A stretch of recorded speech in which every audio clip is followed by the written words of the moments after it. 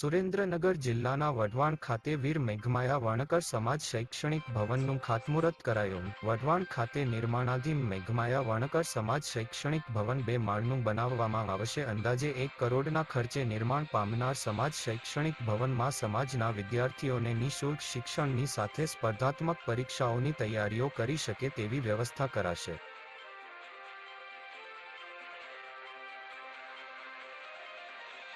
લગભગ 75 થી 80 લાખનો ખર્ચ છે અને 2 માળનો પ્લાન છે। અત્યારે તો કેટલી કિંમત થશે?